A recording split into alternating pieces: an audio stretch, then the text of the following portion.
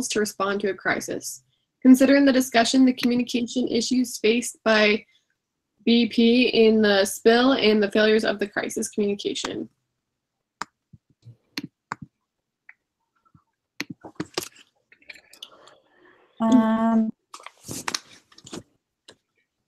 The first thing a company could do is have a plan for when crisis strikes. You can never really plan these things out, but like if you have a list of basic procedures, like if something happens, we're going to do X, Y, and Z.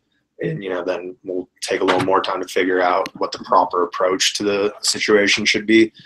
That would definitely be the first step. Because like where I work, we have all these procedures. We have to have like monthly meetings to comply for safety and stuff. Like if something breaks with the machines, turn them all off, then turn off the power to this part of the building, and then all the electricity will be dead. It's like a safety procedure. So I mean, companies should, I assume big companies probably do that. Yeah, pretty much it's just in your culture of your company. I watched the BP video and someone mentioned that it just wasn't part of their culture to be safety focused. They were more profit driven. And I think if that's engraved in the culture of a company, they will take whatever steps necessary to be safe and to be prepared for crisis. I feel like the fact that like they were so profit driven and like didn't really care about safety goes back to like an ethical issue. Like that's just, to me, it just like was like, oh, like that seems like bad ethic. Like, I don't know. That stressed me out. I was just like, I couldn't deal. Yeah, it's crazy. When there was a survey for the employees and they were scared of dying. Like, that's so sad. Yeah. I think that because like there's the 10 crisis types, and that's on page 411 in the book, and I think each one kind of has a different like steps that you need to take to like plan for that. Like, and I think just to have basic guidelines kind of for each one, even though like that's such a wide range, like that is any kind of crisis that could happen falls in that, but like ones that like deal with safety, like I feel like those are easier to have protocol for and whatnot. Some of them are just kind of like you have to see what comes. Like, do you guys ever remember seeing on the news like a few months back about the Starbucks incident with the Philadelphia, like what happened in Philadelphia? Yeah. So like it was something that totally came to mind because for Starbucks, it was both a human resource problem and then like a public perception problem, and it was a big deal. Like, and it's weird to call it a crisis. It didn't really feel like a crisis, even though it totally falls into the thing, but like crisis, I think of like danger, but like it still falls into that category of like a company crisis, and I get that, but how they dealt with that was quite interesting. I'm a little conflicted on it. I don't think that it should have been made into the big deal it was, and I don't think certain people should have been fired, but that was the company's call, and they did what they thought was right, and they tried to fix their public perception of what happened by doing that big training and like closing their stores to make sure that like everyone was on the same page about like what the company believed in and stuff. And so the fact that the company was willing to miss out on a day's worth of business all over the country, like they obviously like have a priority in their public perception and like making sure that like they can take care of their crisis. So that was interesting. I thought it was interesting that the book called like the time between crises like a pre-crisis, that like every company is always in a pre-crisis when they're not in a crisis. And I thought that was kind of interesting because that goes to show that, you know, BP didn't take the time to, you know, put in place these systems when they weren't in a crisis. So when it did come to a crisis, it turned into a very large disaster. And like you said, that was definitely, it was tiptoeing the line of ethical, because if you're in a business where you're drilling or you're working with, you know, natural resources and you don't have an emergency plan for when something is going to go wrong, like how do you justify that? Like how do your upper leaders say, oh, we don't need a plan, like nothing's ever going to happen? Like I thought it was kind of interesting, like really you didn't think anything was ever going to happen, even like a minor, you know, I think that's crazy on behalf of BP, like, not to have like an environmentalist team of their own, just as like to help field blowback like this and like look for preventative actions. Because like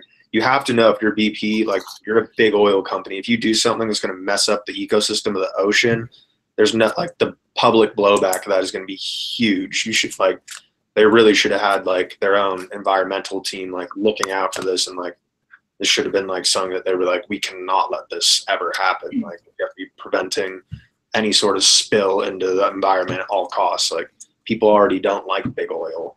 Big oil that pollutes the ocean, forget it. Yeah, I think it's Well, interesting that, go ahead. Sorry. I was gonna say, how much money did they get fined? How much money did they have to spend on cleanup? How much money did they waste not being in production? Like, I feel like that was almost less cost effective than having a plan in place. Preventative action plan. That's true. Yeah. Go ahead.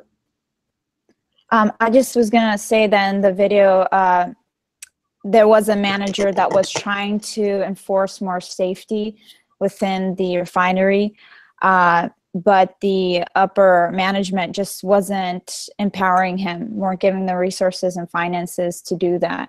And once again, going back to how that's just unethical and just not right leadership to not be empowering these people to do their job ultimately.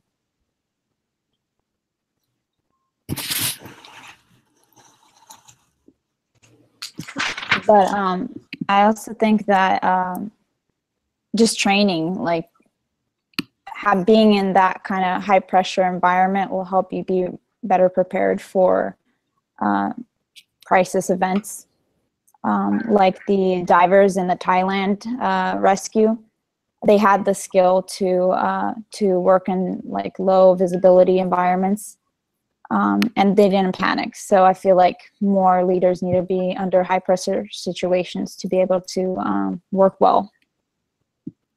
I think that Disney is a good example of like having everyone know what to do in case of a crisis. I mean, like, because I had a friend who worked at Disney, and like, you don't know the amount of people that have actually like been injured or hurt on rides, or even like died, like, you know, back in Florida when that kid was like eaten by an alligator. But they just really are like all about safety and stuff, and I think that's really cool that like even like, you know, someone who's an actor in the show or anyone who's just like helping, and even like the undercover security and stuff, like they're all about that. Yeah, I think especially with like Disney, where there's a place where there's so many people crammed into like a small area, like safety concerns are huge. And like, because like that's what I was thinking, like I think of a crisis and I think of safety issues, not necessarily like human resource issues and like public perception. I get it, but like safety is just like a huge thing.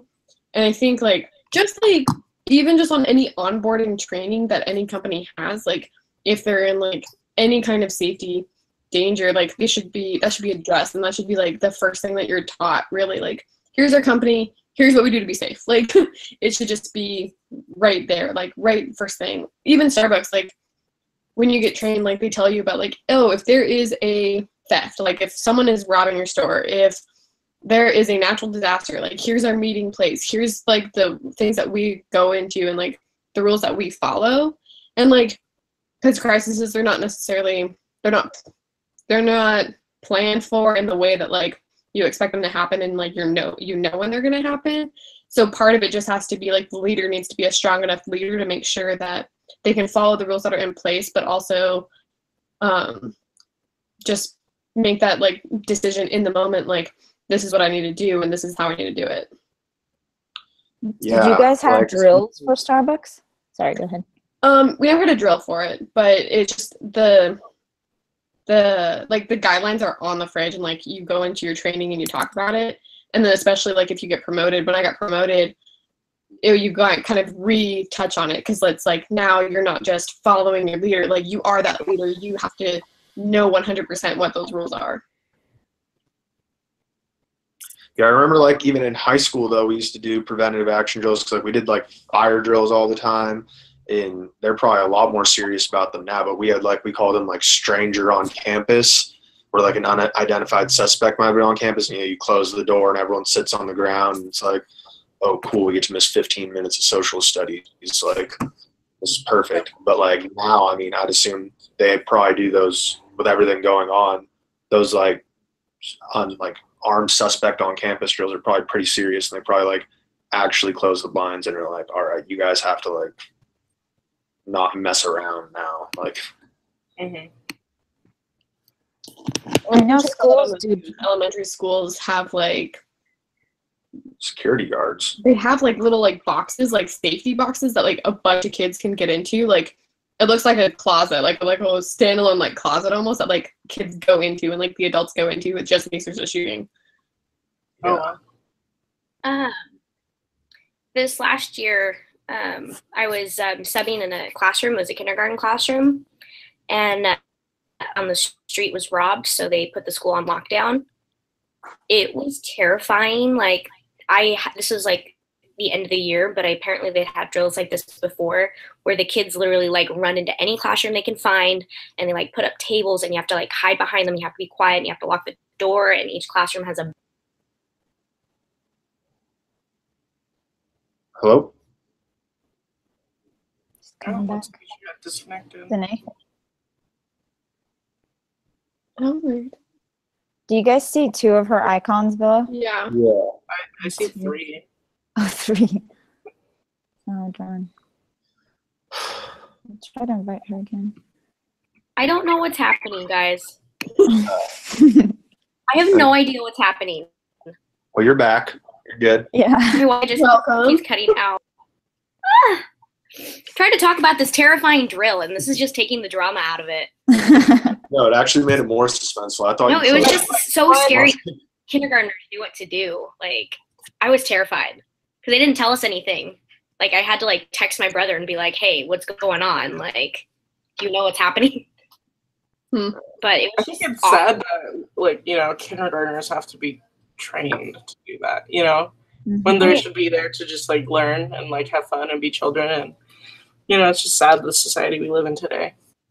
I mean, it was definitely awesome that like the kids knew what to do. Like the kids were at recess when they called this lockdown. So like they all came inside like running, and I didn't know what to do.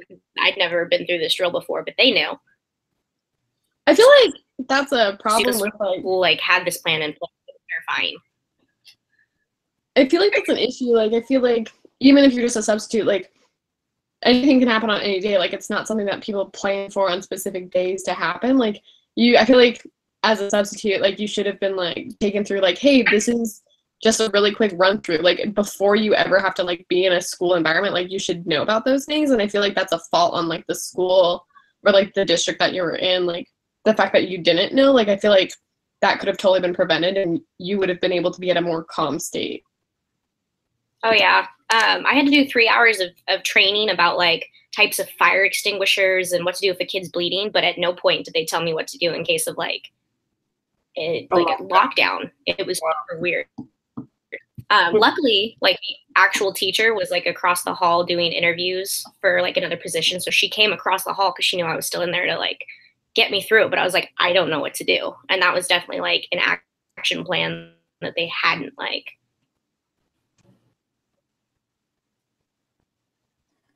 Do businesses and large organizations do like safety drills? What do you guys work for? I know I worked for Starbucks. I never been through any drills. I felt like maybe that would have been helpful because you never know, like someone said, what might happen.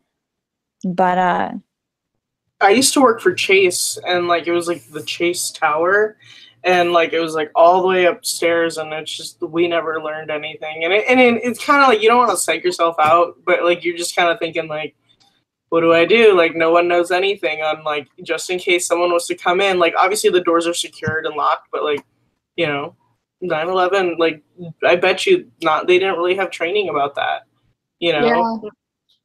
Yeah. I think people like think of like high, like for instance, I have a boyfriend. He's in the Navy. Like he actually got sent away to this school where like you get captured. Like they like literally capture you and like torture you a little bit, like so that you can practice. So that like that's like how intense like that training is, because there might be a time where they're in a situation like that. People don't think like, oh, like I'm just going to work at Chase today, like nothing's gonna happen. Like, but like no one ever thinks that. Like, and that's when things happen. Like, it's crazy. True. All right, we're at 15. Any last words? I think we're good. Sorry I cut out, guys. I think you're good. All right, sounds good.